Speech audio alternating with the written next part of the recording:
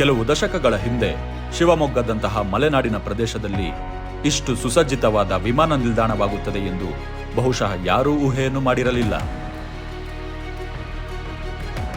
ಆದರೆ ಕಾಲಕಾಲಕ್ಕೆ ಎಲ್ಲಾ ಕ್ಷೇತ್ರದಲ್ಲಿಯೂ ಬೆಳವಣಿಗೆಯನ್ನು ಕಾಣುತ್ತಾ ಬಂದ ಶಿವಮೊಗ್ಗ ಬಿಜೆಪಿ ಸಂಸದರಾದ BY ರಾಘವೇಂದ್ರರ ಅವಧಿಯಲ್ಲಿ ಶ್ರೀ ಯಡಿಯೂರಪ್ಪನವರ ಆಶೀರ್ವಾದದಿಂದ ಸರ್ವತೋಮುಖ ಅಭಿವೃದ್ಧಿಯನ್ನು ಕಂಡಿದ್ದು, ವಿಮಾನ ನಿಲ್ದಾಣ ಉದ್ಘಾಟನೆಯನ್ನು ದೇಶದ ಹೆಮ್ಮೆಯ ಪ್ರಧಾನಿ ಶ್ರೀ ನರೇಂದ್ರ ಮೋದಿಜಿಯವರು 27 ಫೆಬ್ರವರಿ 2023ರಂದು ಮಾಡಿದರು. ಆದರೆ ವಿಮಾನ ನಿಲ್ದಾಣದ ನಿರ್ಮಾಣ, ಅದರ ಹಿಂದಿನ ಶ್ರಮವನ್ನು ನಾವು ಸ್ಮರಿಸಬೇಕಲ್ಲವೇ?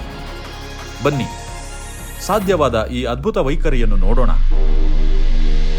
2007ರಲ್ಲಿ ಶಿವಮೊಗ್ಗ ತಾಲೂಕಿನ ಸೋಗಾನೆ ಗ್ರಾಮದಲ್ಲಿ 662.38 ಎಕರೆ ಜಮೀನಿನಲ್ಲಿ ಕಿರು ವಿಮಾನ ನಿಲ್ದಾಣದ ನಿರ್ಮಾಣಕ್ಕೆ ಸರ್ಕಾರದ ಅನುಮೋದನೆ ದೊರೆತು ಸಂಪೂರ್ಣವಾಗಬೇಕಾದರೆ ಬರೋಬ್ಬರಿ 8 ಹಂತಗಳನ್ನು ದಾಟಬೇಕಾಯಿತು.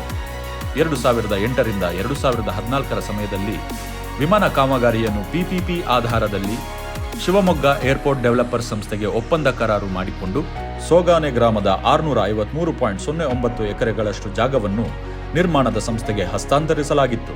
2019ರವರೆಗೆ ವಿಮಾನ ನಿಲ್ದಾಣಕ್ಕೆ ಸಂಬಂಧಪಟ್ಟಂತೆ ಯಾವುದೇ ಅಭಿವೃದ್ಧಿ ಕಾರ್ಯವಾಗದೇ ಇರೋದನ್ನು ನೋಡಿ ಬೇಸತ್ತ ಶಿವಮೊಗ್ಗ ಬಿಜೆಪಿ ಸಂಸದ ಶ್ರೀ BY ರಾಘವೇಂದ್ರ ವಿಮಾನ ನಿಲ್ದಾಣದ ಕಾರ್ಯ ಇನ್ನು ಮುಂದೆ ಕ್ಷಿಪ್ರಗತಿಯಲ್ಲಿ ಸಾಗಬೇಕೆಂದು ನಿರ್ಧರಿಸಿದರು.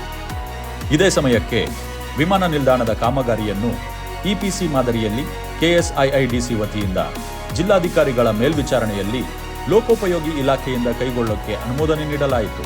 ನಂತರ 2050 ಮೀಟರ್ ರನ್ವೇ ಬದಲಾಗಿ ಭವಿಷ್ಯದಲ್ಲಿ 3000 ಮೀಟರ್ಗಳಿಗೆ ರನ್ವೇ ವಿಸ್ತರಿಸಲು ಸಮ್ಮತಿ ಹಾಗೂ ಯೋಜನಾ ವರದಿಯನ್ನು ರೈಟ್ ಸಂಸ್ಥೆ ನೀಡಿತು. ಮುಂದಿನ ದಿನಗಳಲ್ಲಿ ಅಂತಾರಾಷ್ಟ್ರೀಯ ವಿಮಾನ ನಿಲ್ದಾಣವನ್ನಾಗಿಸುವ ಉದ್ದೇಶದಿಂದ ಮತ್ತು ರಾತ್ರಿಯಲ್ಲಿಯೂ ವಿಮಾನ ಹಾರಾಟವನ್ನು ನಡೆಸುವ ಸಲುವಾಗಿ ಮೂಲಸೌಕರ್ಯಕ್ಕಾಗಿ 65.22 ಕೋಟಿ ರೂಪಾಯಿಗಳನ್ನು ಬಿಡುಗಡೆ ಮಾಡಲಾಗಿದ್ದು, ತಾಂತ್ರಿಕ ಅನುಮೋದನೆಯ ನಿರೀಕ್ಷೆಯಲ್ಲಿದ್ದೇವೆ.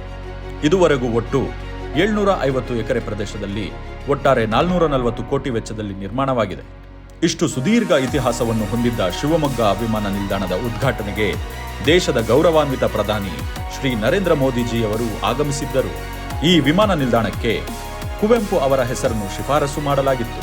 ಆಗಸ್ಟ್ 31ರಿಂದ ಇಂಡಿಗೋ ಸಂಸ್ಥೆಯು ಶಿವಮೊಗ್ಗದಿಂದ ಬೆಂಗಳೂರು, ಬೆಂಗಳೂರಿನಿಂದ ಶಿವಮೊಗ್ಗಕ್ಕೆ ಪ್ರತಿನಿತ್ಯ ವಿಮಾನ ಹಾರಾಟವನ್ನು ಪ್ರಾರಂಭಿಸಿತ್ತು.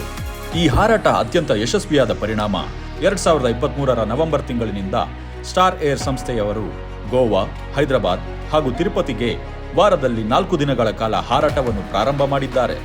ಶಿವಮೊಗ್ಗ ಇಷ್ಟೊಂದು ಅಭಿವೃದ್ಧಿಯನ್ನು ಹೊಂದಲು ಕಾರಣರಾದ ಬಿಜೆಪಿ ಸಂಸದ ಶ್ರೀ BY ರಾಘವೇಂದ್ರ ಅವರಿಗೊಂದು ಸಲಾಂ ಹೇಳದೇ ಇದ್ರೆ ಹೇಗೆ?